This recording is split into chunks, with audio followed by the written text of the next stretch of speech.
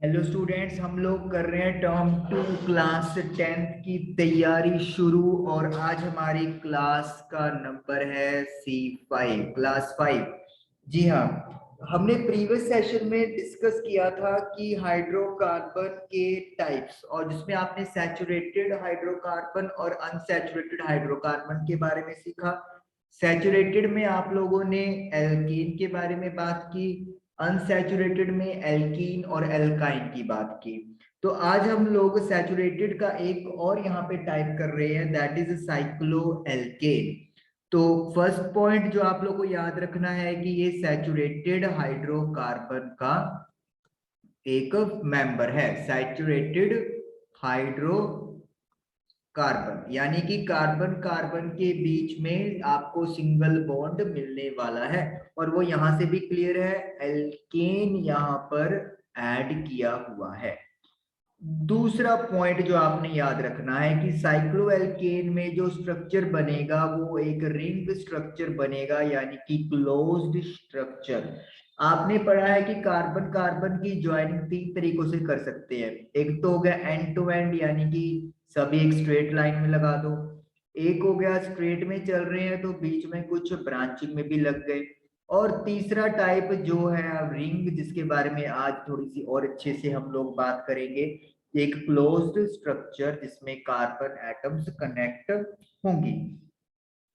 तीसरा है general formula जो बड़ा इंटरेस्टिंग है, CnH2n।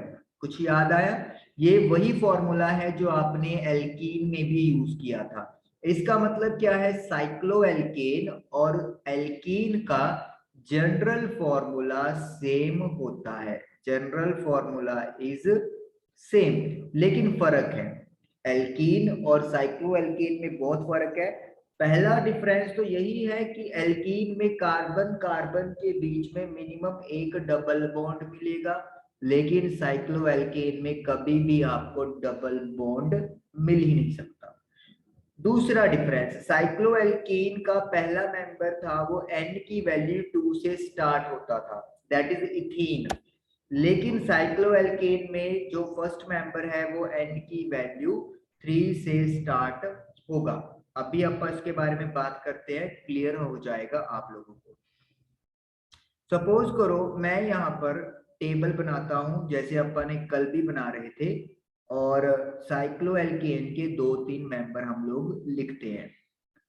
तो हमें यहाँ पर 3 से 4 रोज बना लेनी है, सफिशिएंट है, क्योंकि सिर्फ आपको दो तीन मेंबर्स के बारे में बताना है एग्जाम्पल के तौर पे। यहाँ पे हम लोग लिखेंगे फॉर्मूला और यहाँ पर लिखेंगे नेम। चलिए पहले n की वैल्यू 1 की बात करते हैं। अगर n की वैल्यू 1 है तो क्या बन जाएगा, CH2 C1H2। क्या अकेला कार्बन कभी रिंग बना सकता है? कभी भी नहीं बना सकता। अब आप ये नहीं कहोगे कि कैच इधर लगा देते हैं, कैच इधर लगा देते हैं तो ऐसे रिंग बन गया। पहली बात तो ये गलत है। कैसे? क्योंकि जो रिंग बनेगी वो कार्बन की एटम से बनेगी। दूसरी चीज, हाइड्रोजन के कितने इलेक्ट्रॉन्स कर दिए, 1 2 3 4, वैलेंस में 4 इलेक्ट्रॉन कर दिए, जो सरासर गलत है। तो कहने का मतलब ये है, CH2 नाम का कोई कंपाउंड नहीं है, कंपाउंड ही नहीं है कोई। साइक्लोएल्केन की तो बात ही छोड़ दो। चलो N1 तो अपना काटा मार दिया, छोड़ देते हैं इसको, रब कर देते हैं। N2 पे चले पड़ते हैं। तो जब N2 है तो C2H4, यानी हाइड्रोजन की एटम डबल्स है। ये इथीन का फॉर्मूला भी आपको पता है अगर हम एल्कीन की बात करते हैं। लेकिन साइक्लोएल्केन में क्या होगा, दो कार्बन लग गए। क्या कभी भी दो कार्बन मिलके एक रिंग बना सकते हैं? कभी भी नहीं बना सकते। एक लाइन बन सकती है लेकिन एक रिंग यानी कि क्लोज्ड शेप कभी भी नहीं बन सकती। तो C2H4 कंपाउंड है, एल्कीन फैमिली का मेंबर है, लेकिन साइक्लोएल्केन के अंदर कभी भी ये कंपाउंड नहीं होगा। तो इसको भी क्या करेंगे, इरेज कर देंगे। तो इसीलिए C2H4 साइक्लोएल्केन की फैमिली का मेंबर नहीं हो सकता। अब फिर 3 पे चलना पड़ेगा, C3H6। क्या तीन कार्बन रिंग बना सकते हैं? ट्रायंगल याद करो, ट्रायंगल, त्रिभुज ऐसी होती है, तीन साइड, तीन कार्बन लगा दिए, दो दो हाइड्रोजन दे देते हैं। देखो, हर कार्बन एटम के पास 4 वैलेंस इलेक्ट्रॉन हो गए और हर हाइड्रोजन के पास एक एक इलेक्ट्रॉन है वैलेंस। और शेयर करके कार्बन ने अपना ऑक्टेट और हाइड्रोजन ने अपना डुप्लेट पूरा कर लिया है। तो इसका मतलब क्या है कि ये स्ट्रक्चर साइक्लोएल्केन की प्रॉपर्टी में फिट बैठ रहा है। सिंगल बॉन्ड है, रिंग है, वैलेंसी सेटिस्फाइड हो रही है। तो C3H6 is the first member of cycloalkane family. तो व्हाट इज द नेम, क्या नाम है? साइक्लो, साइक्लो लगा दो डायरेक्टली, साइक्लो का साइक्लो। एल्केन, 3 कार्बन है, 3 के लिए क्या लगाते थे? प्रोप। और एन है तो एन, यानी कि साइक्लो लफ्ज लग जाएगा आगे, और फिर जो आपका नेम है सिंपल प्रोपेन ब्यूटेन वो एज इट इज लगा दो एल्केन फैमिली का। आप इसको ऐसे तोड़ के लिख सकते हो, साइक्लो प्लस एल्केन। जैसे अपन N4 की बात कर लेते हैं, C4H8 क्या होगा? Cyclo butane. और साइक्लोब्यूटेन के लिए क्या हो सकता है? 4 कार्बन लगा दो, रिक्टेंगल में, स्क्वायर में, पैरेललोग्राम में, रोम्बस में। तो या फिर कोई पर्टिकुलर शेप ना हो, सिंपली 4 साइड होनी चाहिए।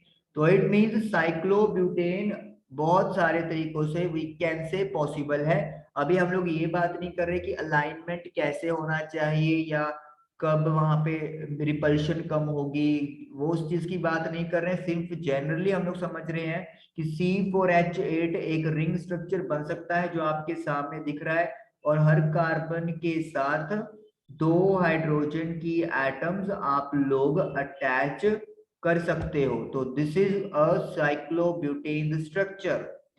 तो 5 पे क्या बनेगा? C5H10, क्या नाम होगा? साइक्लोपेंटेन। इसका स्ट्रक्चर बनाते हैं, सवरी को क्लियर ही कर देंगे, अपन क्लियर करते हैं। तो साइक्लोपेंटेन यानी कि C5H10, अगर ये एल्कीन फैमिली का मेंबर होता तो इसको बोलते पेंटीन। तो 5 कार्बन लगानी है आपने पेंटागन की शेप में,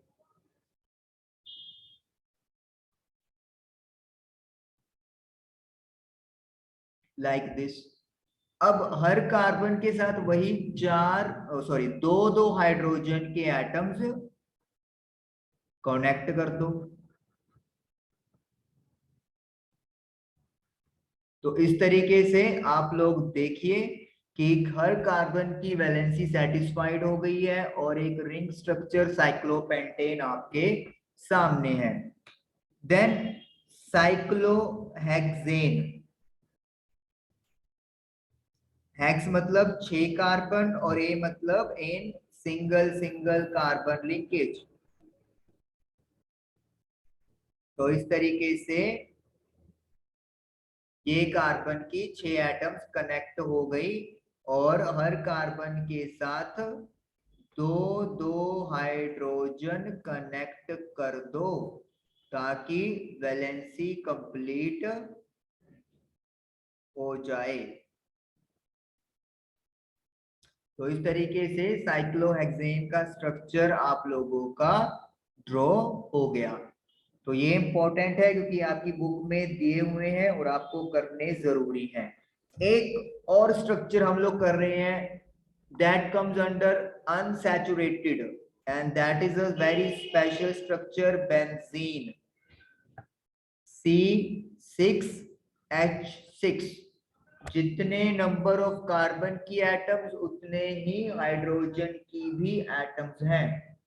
तो ये भी एक क्या है? रिंग स्ट्रक्चर है। पहली बात तो ये है, यानी कि क्लोज शेप बनेगा। दूसरा है ये अनसैचुरेटेड हाइड्रोकार्बन की कैटेगरी में पुट होगा। अनसैचुरेटेड हाइड्रोकार्बन करें, 6 कार्बन को लगा लो, रिंग में सभी सिंगल बॉन्ड के साथ लगा दो पहले, ये लो। अब 6 हाइड्रोजन है, तो एक एक हाइड्रोजन हर कार्बन के साथ अटैच कर दो, लाइक दिस। अब किसी भी कार्बन की आप देख लो वैलेंसी सेटिस्फाई नहीं हुई, क्योंकि हर कार्बन के सिर्फ 3 इलेक्ट्रॉन्स ही शेयर हो रहे हैं, एक इलेक्ट्रॉन तो अभी बाकी है। हाइड्रोजन का डुप्लीट शेल कंप्लीट हो गया है, दैट इज डिफरेंट थिंग, लेकिन सभी कार्बन जो है अभी एक एक इलेक्ट्रॉन अभी भी शेयर करने से बाकी है। तो क्या करना पड़ेगा, कोई और एटम भी नहीं है क्योंकि कार्बन भी 6 यूज हो गए और हाइड्रोजन भी। तो इसे खत्म करने के लिए या फिर इसे स्ट्रक्चर को कंप्लीट करने के लिए we have to form double bonds between carbon atoms. लेकिन क्या डबल बॉन्ड सभी कार्बन एटम्स के बीच बनेंगे? चलिए ट्राई करते हैं। स्ट्रक्चर ये मैंने डबल बॉन्ड बना दिया, ठीक है, नीचे बनाना था, चलो जैसे मर्जी बना दो, ये बना दिया, मान लेते हैं सभी के साथ डबल बना दिया, ठीक है। क्या दिख रहा है, अगर सभी में डबल बॉन्ड बना दिया तो इस कार्बन का देखो क्या हो गया, 1 2 3 4 5 6 7 8 9 10, 10 इलेक्ट्रॉन हो गए इसके वैलेंस में। इस कार्बन के पास 1 2 3 4 5 6 7 8 9 10, हर कार्बन एटम में 10 इलेक्ट्रॉन चले गए हैं, लेकिन उनको कितने होते हैं, ऑक्टेट यानी कि 8, यानी कि ज्यादा हो गए। तो क्या होगा, अब देखना कि क्या हो रहा है।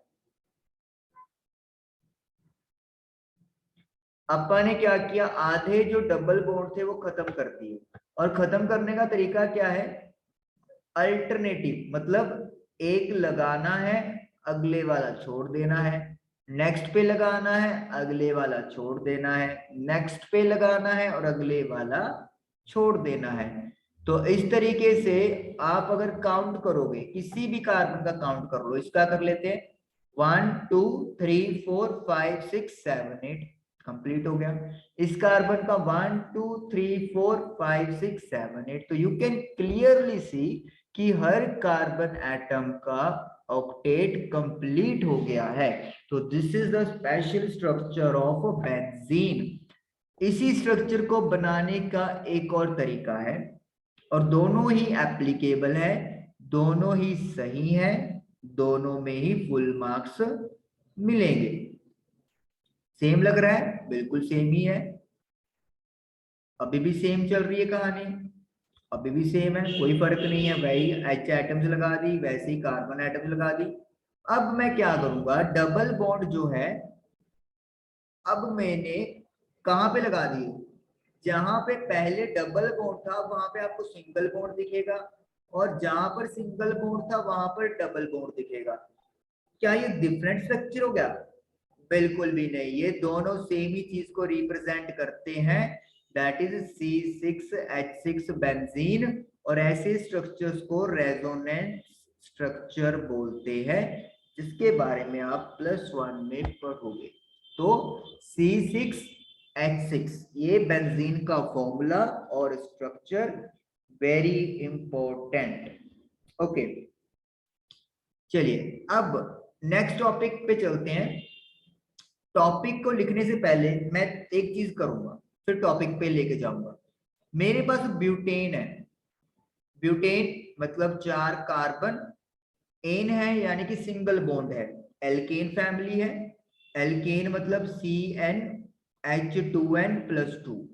अगर मैं C4 ले रहा हूं तो H10 हो जाएंगे, इसमें तो कोई डाउट ही नहीं। अब ब्यूटेन का फॉर्मूला लिख दिया अपन ने, 4 कार्बन के एटम्स ले लेते हैं अपन, सीधा अपन ने कनेक्ट कर दिया चेन में, स्ट्रेट चेन में। अब वैलेंसी कंप्लीट करने के लिए इनके साथ हम लोग हाइड्रोजन की एटम्स को कनेक्ट कर देंगे। तो these are hydrogen atoms, clearly see है, बिल्कुल ठीक है, कोई दिक्कत नहीं। चलिए एक और चीज करते हैं, अब 1 2 3 3 कार्बन लगा दिए मैंने, एक कार्बन मिडिल में लगाना है, चाहे ऊपर चाहे नीचे, आपकी मर्जी है।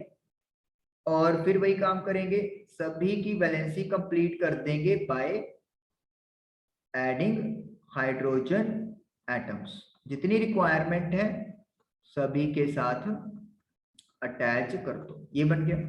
अब काउंट करो जरा, कार्बन 4 है और हाइड्रोजन कितने हैं, 1 2 3 4 5 6 7 8 9 10। यानी कि हम लोग क्या देख रहे हैं, ब्यूटेन के दो अलग अलग स्ट्रक्चर्स पॉसिबल हैं। या ब्यूटेन की भी बात नहीं करते क्योंकि नाम चेंज हो जाता है, हम लोग ये कहते हैं कि C4H10 कंपाउंड के दो अलग अलग स्ट्रक्चर्स बन सकते हैं। तो ऐसे स्ट्रक्चर्स को we call structural isomers. Structural isomers कहते हैं, मतलब जिनका molecular formula same molecular formula but different structures. Molecular formula तो सेम हो लेकिन स्ट्रक्चर्स अगर डिफरेंट होते हैं तो ऐसे आइसोमर्स को हम लोग स्ट्रक्चरल आइसोमर्स बोलते हैं। तो कहने का मतलब क्या है कि अगर सेम फॉर्मूले से आप दो या दो से ज्यादा स्ट्रक्चर बना रहे हो तो उनको स्ट्रक्चरल आइसोमर्स की कैटेगरी में प्लेस किया जाता है। तो यानी कि ब्यूटेन के दो स्ट्रक्चरल आइसोमर्स पॉसिबल है जो आपके स्क्रीन के ऊपर दिखाई दे रहे हैं। ओके, उसके बाद हम लोग अब बनाते हैं पेंटेन।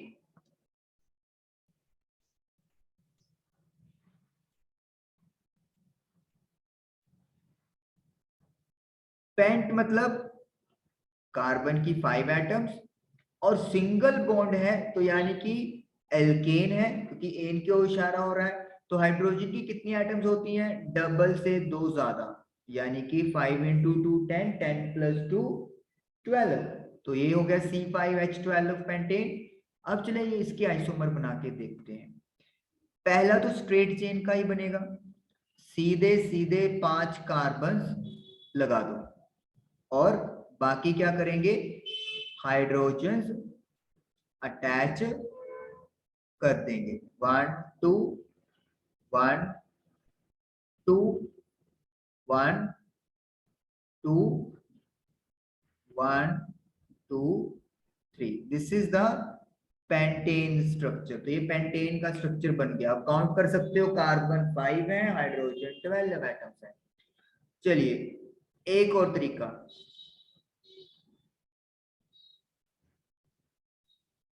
अब मैंने 4 कार्बन एटम्स को स्ट्रेट में लगा दिया और जो 5th कार्बन है उसे या तो इस वाले कार्बन में लगा दो या इस वाले पे लगा दो, सेम चीज होती है, चाहे आप ऊपर लगा दें चाहे नीचे लगा दें।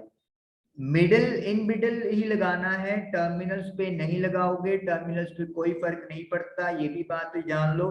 जब आप ब्रांच की बात करते हैं तो टर्मिनल्स का ब्रांचिंग से कोई रिलेशन नहीं है, हमें इन बिटवीन कार्बन पे ही कार्बन लगाना होता है, चाहे इस पे लगा दो चाहे इस पे लगा दो, क्योंकि 4 कार्बन है, इवन नंबर है, तो इसलिए कोई फर्क नहीं पड़ेगा। बाकी क्या करेंगे, इनकी वैलेंसीज कंप्लीट करने के लिए हाइड्रोजन की एटम्स लगा देंगे ताकि कंप्लीट हो जाए क्या, वैलेंसी। और वैलेंसी कंप्लीट हो गई। तो आप देख रहे हो कि ये भी C5H12 को रिप्रेजेंट कर रहा है, 1 2 3 4 5 6 7 8 9 10 11 12। तो C5H12 कार्बन की 5 एटम्स। तो इट मींस ये भी पेंटेन का स्ट्रक्चर है लेकिन ड्रॉ करने का तरीका चेंज हो गया। क्या ये स्ट्रक्चरल आइसोमर हो गया, बिल्कुल हो गया। यही तो पढ़ा है अभी, same molecular formula but different structure. क्या कोई और पॉसिबल है, ब्यूटेन में तो नहीं था, क्या पेंटेन में भी नहीं है, चलो ट्राई कर लेते हैं हम लोग, हो सकता है हो जाए। अब 3 कार्बन लगा दिए, अब ब्रांचिंग में जैसे बोला कि टर्मिनल्स पे नहीं लगाओगे कोई फर्क नहीं पड़ने वाला, आप लोगों को इन बिटवीन वाले कार्बन पे लगाना होता है, तो मैंने 2 कार्बन इन बिटवीन वाले कार्बन से अटैच कर दिए। बाकी मैं एच कंप्लीट कर देता हूं सभी के।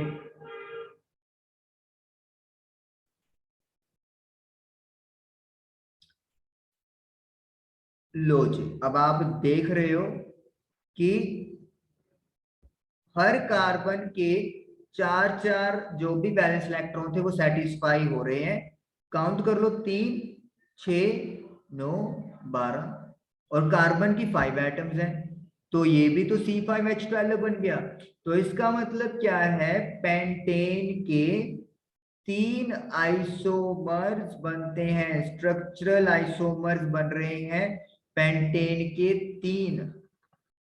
इससे ये कंक्लूजन निकलता है इन शॉर्ट कि जैसे जितना बड़ा मॉलिक्यूलर फॉर्मूला होता जाएगा, नंबर ऑफ स्ट्रक्चरल आइसोमर्स भी इंक्रीज होते जाएंगे। तो इसीलिए आप लोगों को हर तरीके से ड्रॉ करने के लिए कहा जा सकता है। क्विकली हेक्सेन के ऊपर चलते हैं हम। एक और चीज, जो आपका एल्केन सीरीज है उसमें मिथेन का, इथेन का और प्रोपेन का, इन तीनों का कोई भी आइसोमर नहीं बनेगा। सिर्फ एक ही स्ट्रक्चर है यूनिक जो आप लोग स्ट्रेट चेन में बनाते हो, ब्रांच वगैरह रिंग में कुछ नहीं बनेगा, ठीक है। ओके, नेक्स्ट अब आप बात करते हैं हेक्सेन की। पहला तो सीधा ही है, 6 कार्बन अटैच कर दो स्ट्रेट चेन में, 1 2 3 4 5 6। अब आप एच नहीं लिखते, ठीक है ना, फिर ज्यादा कॉम्प्लिकेटेड हो जाता है। आपको ये बाय डिफॉल्ट भी समझना है कि ये एच लगे हुए हैं। हेक्सेन मतलब 6 कार्बन है और हाइड्रोजन डबल से 2 ज्यादा यानी कि 14। तो 1 2 3 4 5 6 7 8 9 10 11 12 13 14। तो यू कैन सी हाइड्रोजन की 14 एटम्स वहां पर हैं। ओके, अब दूसरे स्ट्रक्चर में क्या करेंगे, अब 5 कार्बन को स्ट्रेट चेन में लगा दो, 1 2 3 4 5। जो एक कार्बन बच गया टर्मिनल्स पे तो लगाने नहीं, ये तो अपन ने खोल ली है बात। अब लगा देंगे इस वाले कार्बन पे, सेकंड वाले कार्बन पे, चाहे ऊपर चाहे नीचे। और बाकी क्या पूरे कर देंगे हम लोग, हाइड्रोजन। 1 2 3 काउंट करें, 1 2 3 4 5 6 7 8 9 10 11 12 13 14, ये हमने काउंट कर लिया था। तो देखा आप लोगों ने, ये एक नया स्ट्रक्चर तैयार हो गया है हेक्सेन के लिए, और यानी कि इसको भी स्ट्रक्चर आइसोमर कहेंगे। और देखते हैं ट्राई करके अगर पॉसिबिलिटी हो। अगेन हम लोग 5 कार्बन ही अटैच करेंगे। अब ये जो कार्बन अपन ने इधर लगाया था, इधर से लगा लो सेकंड कार्बन पे, अब शिफ्ट कर दो, बिटवीन आ जाएगा, मतलब मिडिल में आ गया अब थर्ड कार्बन पे। और बाकी क्या पूरे कर देंगे, हाइड्रोजन। 1 2 3 4 5 6 7 8 9 10 11 12 13 14। तो वी कैन क्लियरली सी एक नया स्ट्रक्चर लेकिन सेम फॉर्मूला। तो यानी कि ये भी हेक्सेन का एक स्ट्रक्चरल आइसोमर है। अब ध्यान से सुनिएगा, अब नेक्स्ट स्ट्रक्चर मोस्ट प्रोबेबली आप यही सोच रहे होंगे कि अब इस कार्बन को शिफ्ट कर देते हैं यहाँ पे और इस तरीके से एक और स्ट्रक्चर अपना तैयार हो गया। पक्की बात है, नहीं ऐसा नहीं है। ये वाला जो स्ट्रक्चर अगर आप बनाओगे और ये वाला जो बनाया हुआ है, केमिस्ट्री की टर्म्स में इनको सेम स्ट्रक्चर्स काउंट किया जाता है। रूल होता है नोमेनक्लेचर का कि जहां पे आप ब्रांचिंग लगा रहे हो उस वाले कार्बन को लोएस्ट नंबर मिलना चाहिए, और जब आप उनको काउंट करते हो तो वहां से काउंटिंग करोगे जहां पे नंबर उनको छोटा मिले। तो जैसे यहाँ पे ब्रांचिंग वाला इधर लगा हुआ है तो अपन काउंटिंग यहाँ से स्टार्ट करेंगे, 1 2 3 4 5। तो यानी कि ब्रांचिंग वाला कार्बन सेकंड कार्बन के साथ अटैच है। अब अगर हम लोग इस स्ट्रक्चर की बात करें तो अगर मैं यहां से काउंट करता हूं तो मेरे को ये वाला कार्बन कितने का मिलेगा, फोर्थ पोजीशन पे मिलेगा। लेकिन अगर मैं यहां से स्टार्ट करूंगा तो इट विल गेट 2 नंबर। और अभी मैंने रूल क्या बताया, ब्रांचिंग वाले कार्बन जिस कार्बन से अटैच है उसको छोटा नंबर मिलना चाहिए। तो काउंटिंग यहां से स्टार्ट हो जाएगी। तो यानी कि ये वाला जो स्ट्रक्चर है वो इस स्ट्रक्चर के इक्विवेलेंट माना जाएगा। तो इसीलिए ये आप लोगों का काउंट नहीं होगा। तो इसका मतलब क्या, और स्ट्रक्चर आइसोमर ड्रॉ नहीं हो सकते? हो सकते हैं। अभी हमने सिर्फ 5 कार्बन स्ट्रेट में लगाए हैं, अब चले 4 पे चल पड़ते हैं अपन।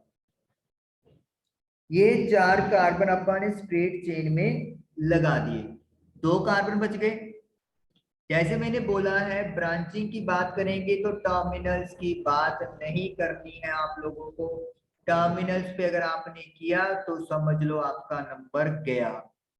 तो ये मैंने क्या किया, जो 2 कार्बन थे मेरे पास एक्स्ट्रा, मैंने उनको इन बिटवीन या मिडिल वाले कार्बन के साथ एक एक करके अटैच कर दिया। 1 2 3 4 5 6 7 8 9 10 11 12 13 14, यानी कि हेक्सेन का एक और आइसोमर तैयार कर दिया है। क्या और भी कोई तरीका है? अरे जनाब पढ़ते रहिए, तरीकों की कमी नहीं है। ये लो, अब अपन ने क्या किया, दोनों कार्बन उठा के एक ही कार्बन के साथ अटैच कर दिए। तो ये वाला जो कार्बन था वो भी आपने इसके साथ अटैच कर दिया, या ये वाला कार्बन कह लो इसके साथ अटैच कर दिया। सेम फंडामेंटल चलेगा कि अगर इस पे लगाओगे तो काउंटिंग यहां से स्टार्ट होगी, इस पे लगा दोगे जैसे लगाया है तो काउंटिंग यहां से स्टार्ट होगी। मतलब ये दोनों कार्बन हम लोग यहाँ पे शिफ्ट करें या फिर यहाँ पे लगाएं, वो स्ट्रक्चर एक ही काउंट किया जाता है। तो कितने हाइड्रोजन हो गए? 1 2 3 4 5 6 7 8 9 10 11 12 13 14। तो we are getting 14 carbon 14 hydrogen. तो ये भी वही चीज हो गई C6H14। तो एक और आइसोमर तैयार हो गया। कितने तैयार हो गए हैं? 5 आइसोमर्स तैयार हो गए। क्या और भी है? जैसे बोला है कि फॉर्मूला बढ़ता जाएगा तो आइसोमर्स भी बढ़ते जाएंगे। अपन ने क्या किया है, 3 कार्बन को स्ट्रेट चेन में लगा दिया। ओके, 1 कार्बन एंड 4 तो लग गए, 3 1 1 1 2 1 2 नहीं। Okay, I think just let me check, मेरे ख्याल से और नहीं बनेगा। ये स्ट्रक्चर नहीं है, ये तो सेम ही बन जाता काउंटिंग करके। तो 5 आइसोमर या 5 स्ट्रक्चरल आइसोमर पॉसिबल है हेक्सेन के, और वो आपके सामने है। तो इस तरीके से आप लोगों को कोई भी कंपाउंड अगर पूछते हैं तो आपको डिफरेंट स्ट्रक्चर्स बना के रिप्रेजेंट करने के लिए कहा जा सकता है। तो ये आप लोगों को पता होना चाहिए। तो इस तरीके से आप लोगों ने आज देखा और सीखा साइक्लोएल्केन, और आपने स्ट्रक्चरल आइसोमर के टॉपिक के बारे में भी सीखा। अच्छा, एक चीज और जो ज्यादा मैं आपको कहूंगा, अगर मान लो आपको साइक्लोपेंटेन यानी कि C5H10 का इलेक्ट्रॉन डॉट स्ट्रक्चर आ जाए तो वो कैसे बनाओगे? पहले तो 5 कार्बन आप लगा लोगे एक पेंटागन की शेप में, और 4 वैलेंस इलेक्ट्रॉन हर कार्बन के लगा दोगे लाइक दिस।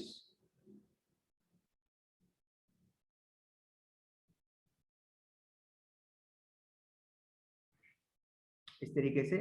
और फिर हर कार्बन के साथ 2 हाइड्रोजन की एटम्स हैं, तो हाइड्रोजन की एटम्स लगा के उनके साथ उनका वैलेंस इलेक्ट्रॉन